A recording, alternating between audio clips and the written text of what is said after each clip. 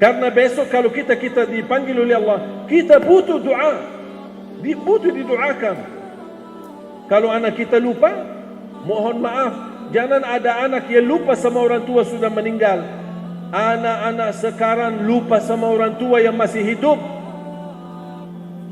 Demi Allah, saya bertemu beberapa orang tua datang nangis seperti anak kecil di depan saya. Anaknya tidak diurus, tidak diperdulikan, bahkan keluar dari rumah tidak tahu kemana. Apa kira-kira perasaan kita? Sudah membuat ibu kita susah selama dalam kandungan. Betapa durhaka seorang anak. Dari ibu masih hamil membawa kita dalam kandungannya, kita susahin. Mau kemana-mana, lapor. Mau naik pesawat, lapor. Mau ini, lapor. Saking disusahin. Pas di dalam kandungan, ibunya jadi susah. Dilahirkan, susah. Melahirkan anaknya, ibu jadi susah. Tumbuh sampai besar pun masih jadi susah. Kapan kira-kira saatnya kita seorang anak yang bisa berbakti baik? Kapan bisa mengangkat kesusahan kepada ibu kita yang selama ini mengalami dan merasakan?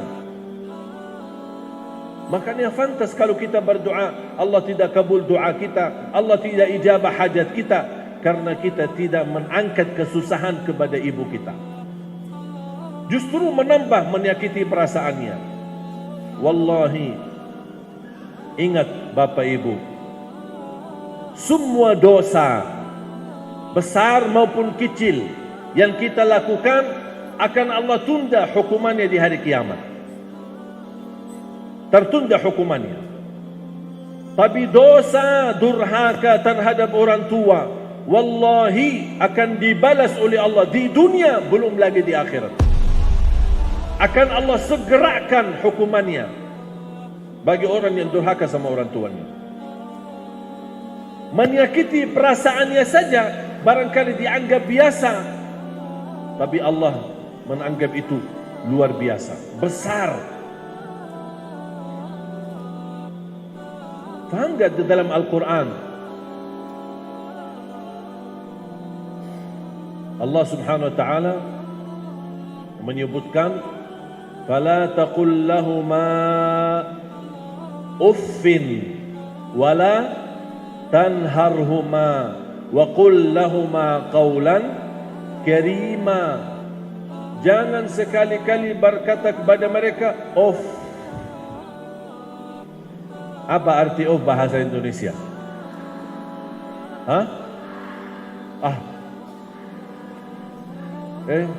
Ambilin air. Walaupun sudah bilang kemudian kita pergi ambil air, dibawa airnya, tapi sebelumnya sudah ucapkan dosa. Dan bawa air baik tidak ada dapat pahalanya, sia-sia.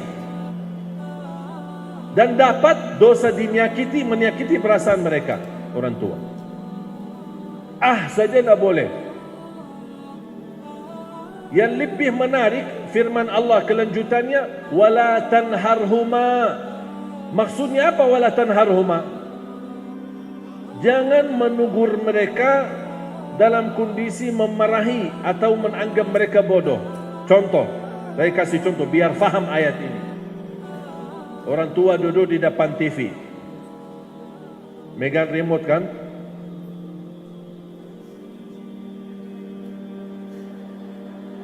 Dia rubah-rubah, mau cari apa, isi apalah gitu, mungkin cari ceramah kah atau bukannya.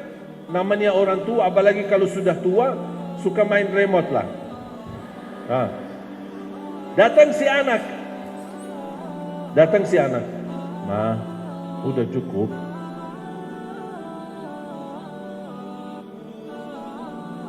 Bahkan ada yang anak bilang, Ma, udah diamin. Mana remote-nya nih? Itu maksudnya wala tanharhuma. Mau nugur mereka saja tidak boleh seperti itu, dosa besar. Terus bagaimana kalau saya mau nugur mereka? Langsung begini aja, dengan cara wa qul lahuma qawlan karima. berkatalah perkataan yang mulia. Ma, kenapa ma? Nih.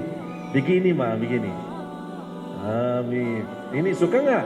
Dah suka ya? Nih. Suka nggak? Suka. Nih. Nah. Udah, sampai dia puas.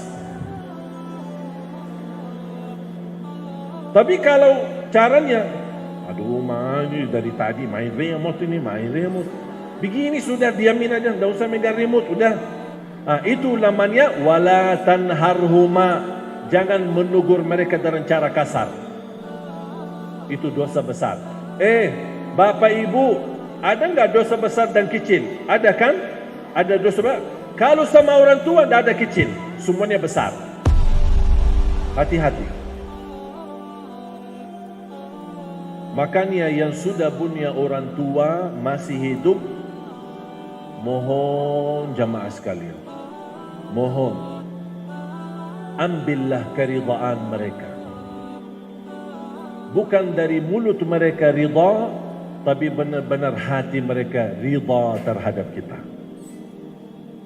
Bagi orang tua yang sudah tidak ada, apakah pasti kita banyak salah?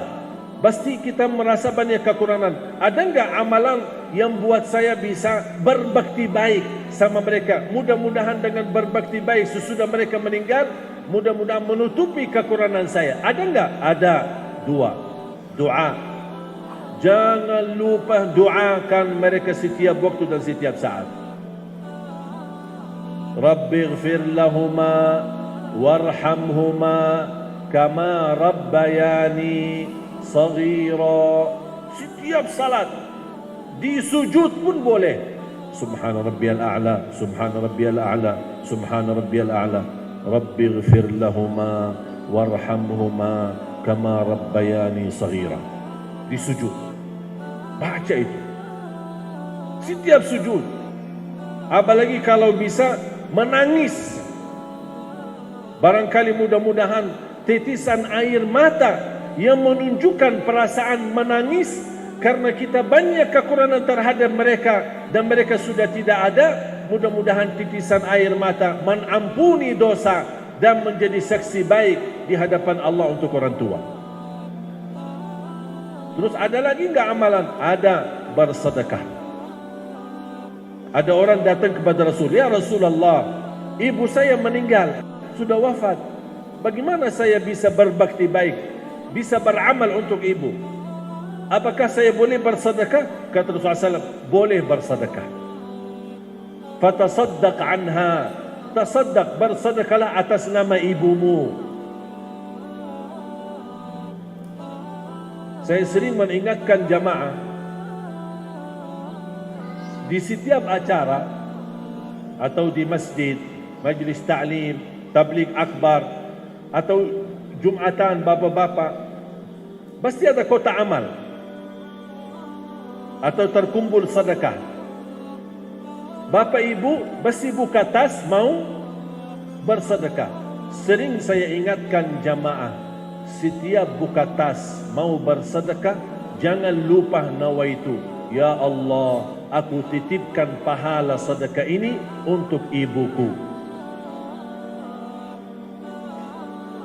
Jangan langsung buka tas, ya terima kasih, ya terima kasih, terima kasih. Lupa niatnya. Nanti terhitung sedekah itu hanya untuk diri kita.